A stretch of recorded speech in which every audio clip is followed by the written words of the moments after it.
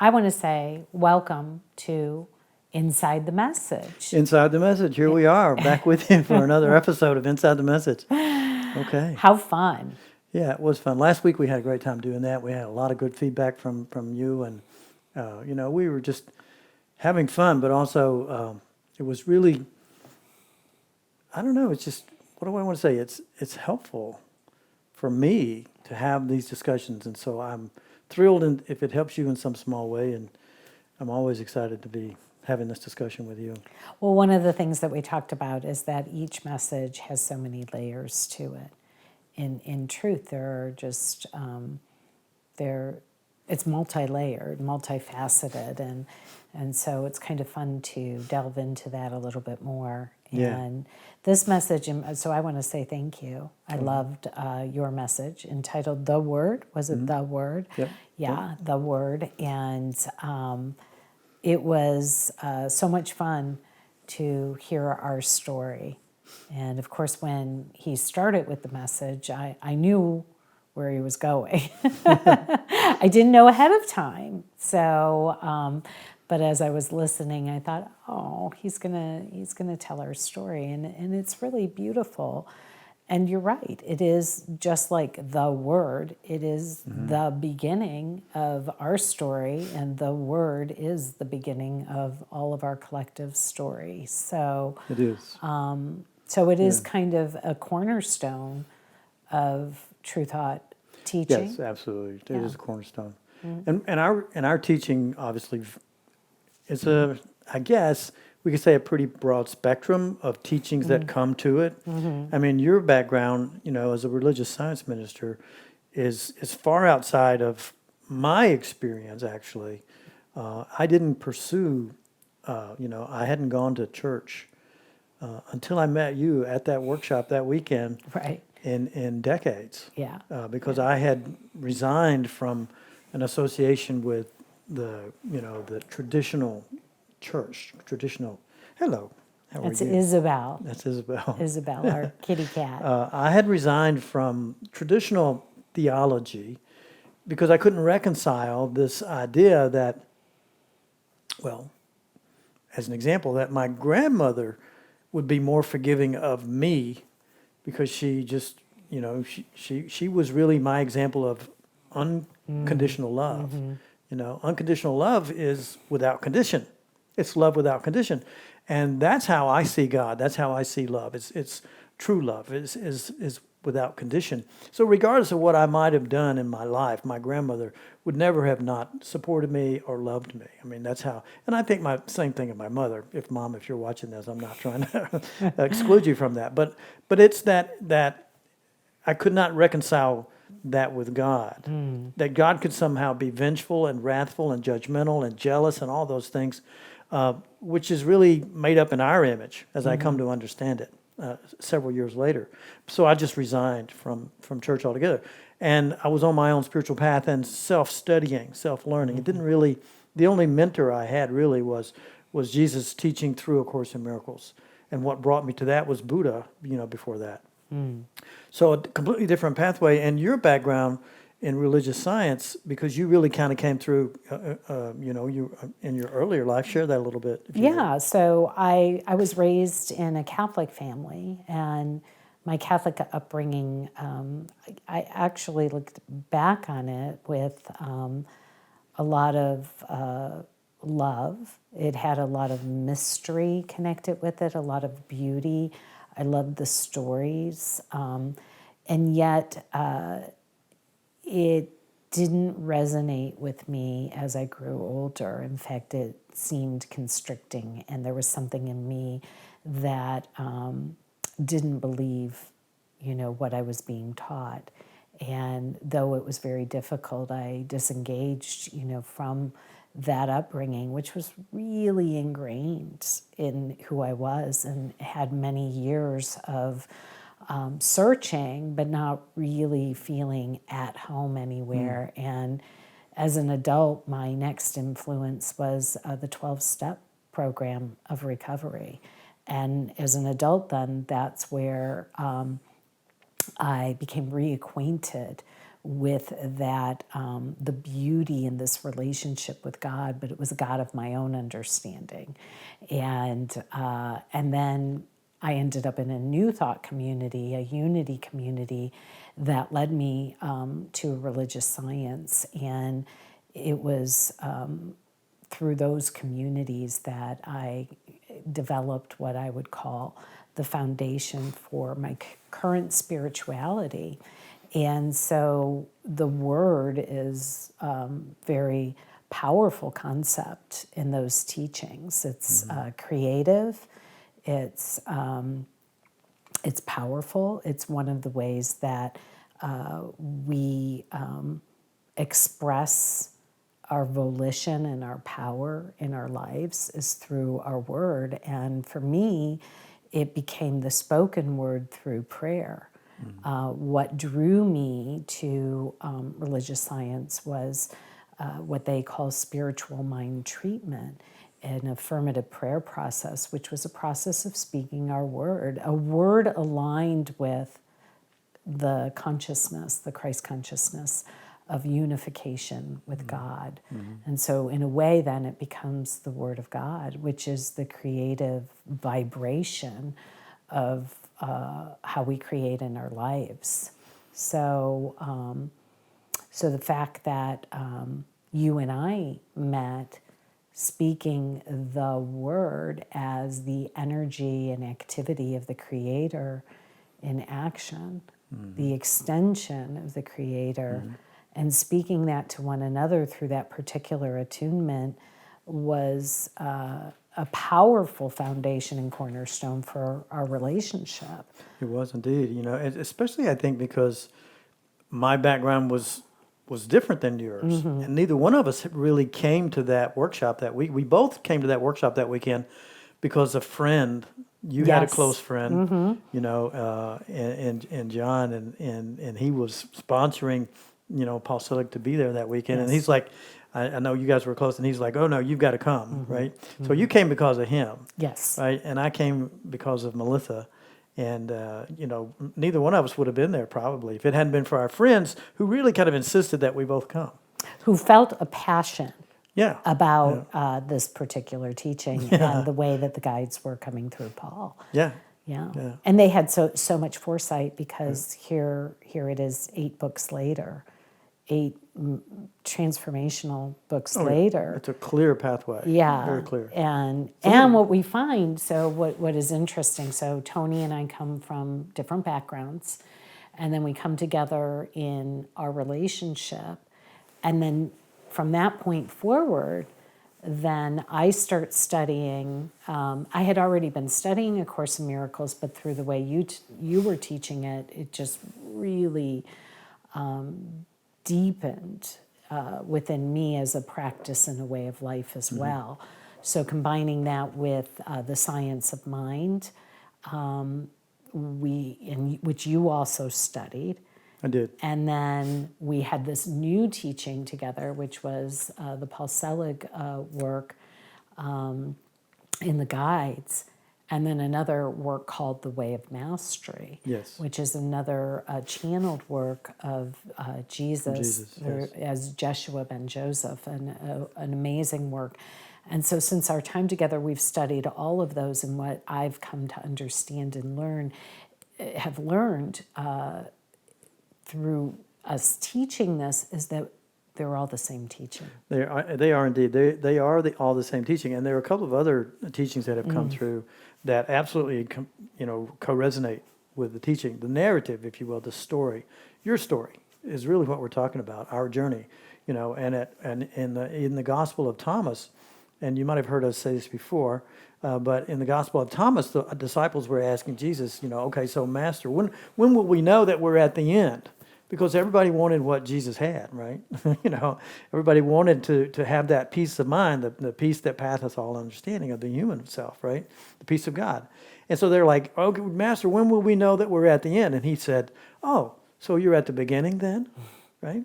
So the journey really is to go back to that choice. And of course, in Miracles, it's called a tiny mad idea, right? The choice that we made. God didn't put us here. We made the choice and said, what would it be like to be separate, to be actually pretending to be God. And we get to do that here. We get to decide who we are, where we are, and all those things. But when I started studying with the Paul Selig work, the first time I read the book, I literally just kind of glossed over it, and I'm like, oh, well, because I was so into A Course in Miracles. And when we first got together, I'm pretty sure you thought I was, you wish that I would just shut up sometimes because I was so, dedicated to sharing A Course in Miracles. And I really wanted, I thought, everybody's got to know this. Everybody needs to know that. But since you and I have been together, and it was actually one of my students in our Course in Miracles that introduced me to the Way of Mastery. And then we kind of brought that into our study together. And then that opened up a whole new opportunity for us to teach. And then Paul Selig, was with us from the very start. The guides were with us from the very start. And they informed our conversation, continuously. But I have gone back now. And in fact, I was reading that first book again today because it's just there's so much depth to it that I didn't get it.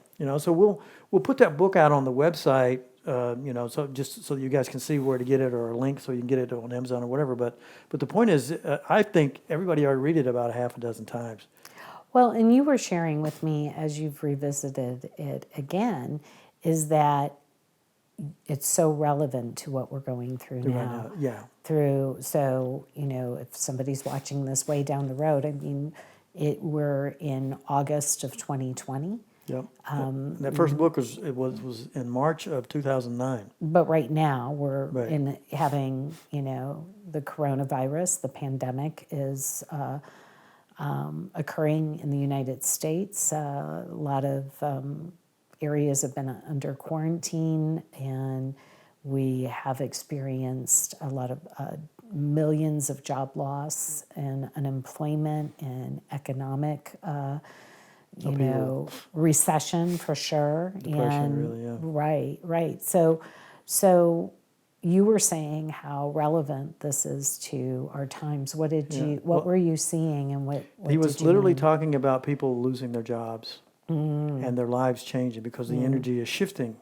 We are coming into a time of realization, and it is the time that we're entering now, and we've kind of been in it. Right, literally since the harmonic conversion back in 1987, which interestingly was when Paul Selig actually had his huge transformation, was at the time of the harmonic conversion in 1987.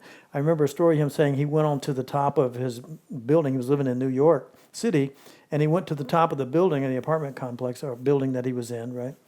And he sat there in meditation, and he literally had an experience of what I want to call, what is the word I'm looking for, where he had a spirit speaking to him, and it was the guides that came through for him.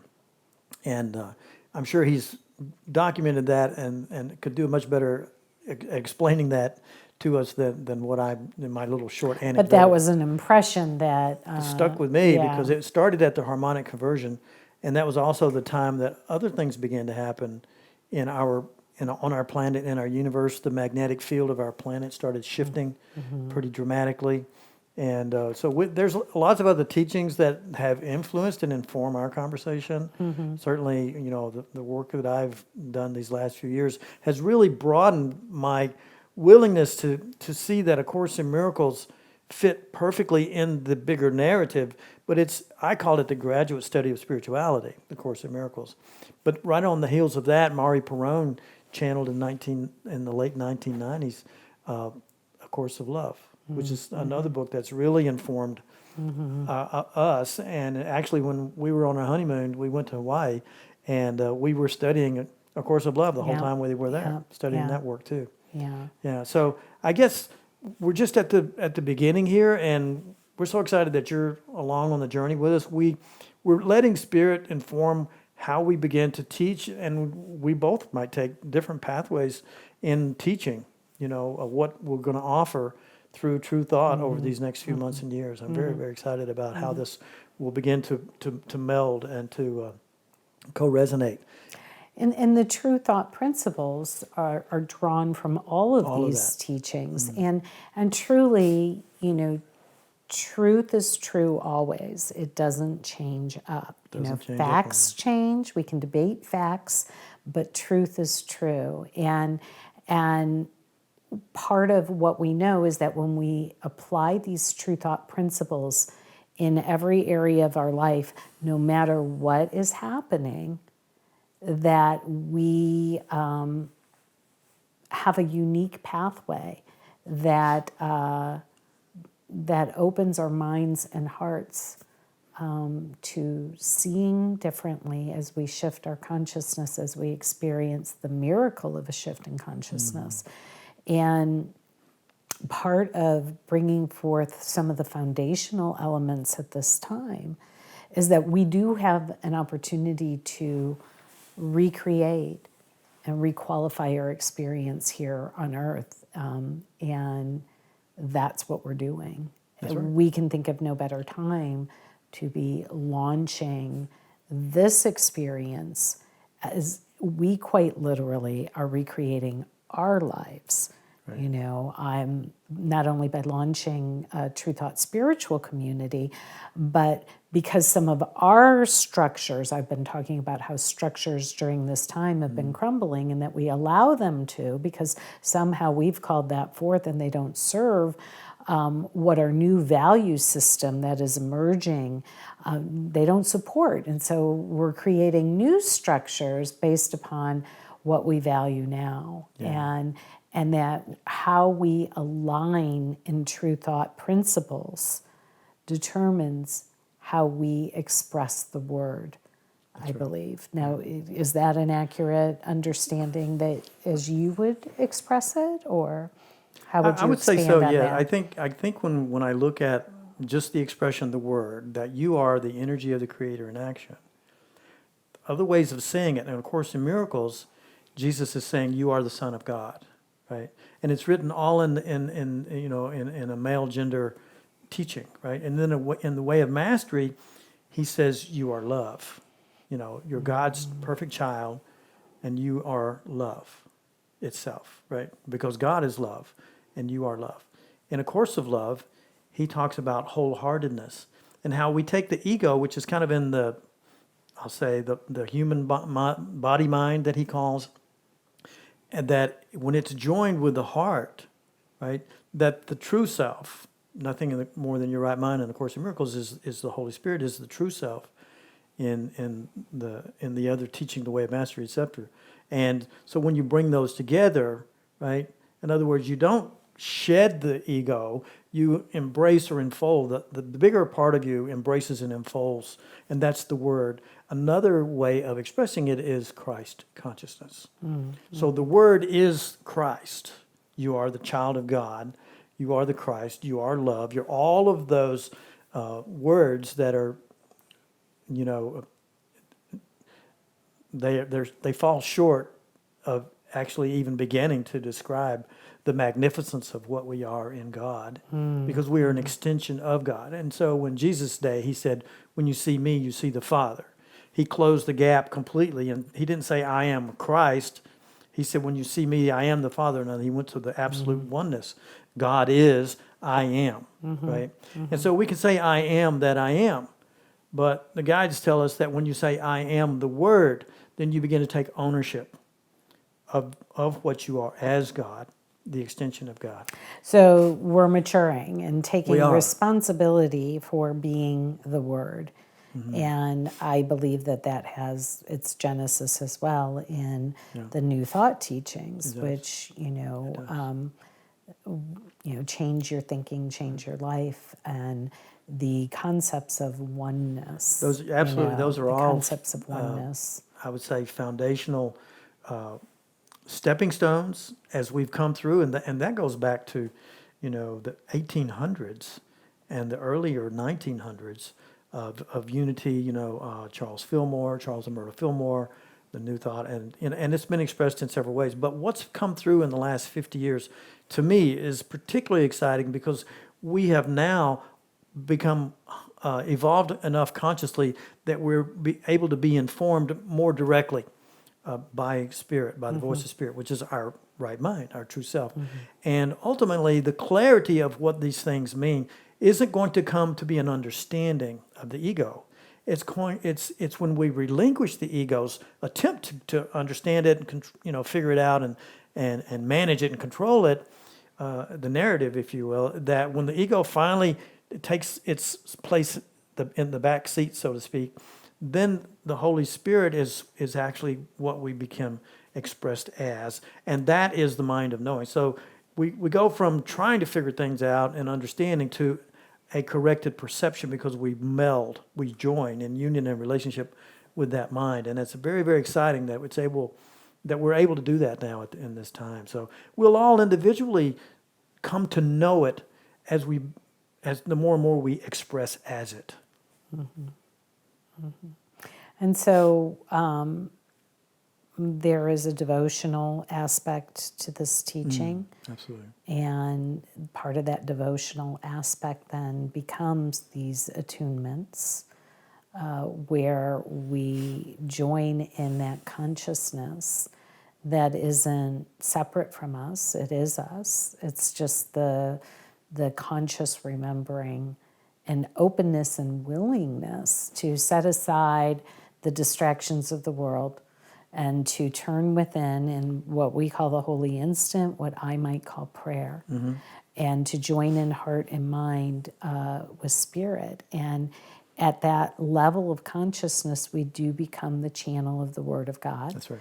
And we do become the mystical expression of that Word, the living embodiment of it. And so all of those things are embedded in our teaching, but for, I think, our purposes today is that this is really an experiential program or teaching. So we'll be sharing what our experience is, we'll be sharing the teachings, but it only goes so far, and not a one of us, not even Jesus, could do it for us, right?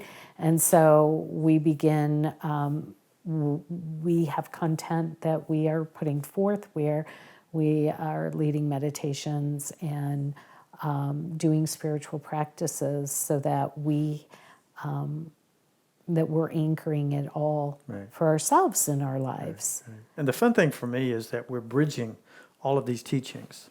You can look at A Course of Love, A Course in Miracles, the Way of Mastery, the work of Paul Selig, and there are others that, quite a few that will ultimately bring in. But what we're trying to do here with True Thought is to bridge all of these teachings so that we can see how they all are this beautiful bouquet of flowers, if you will, and we're just moving around the table and taking these different seats around the table and seeing this beautiful truth from a new perspective through these all teachings, because they're all teaching, as you said, they're all teaching the same thing.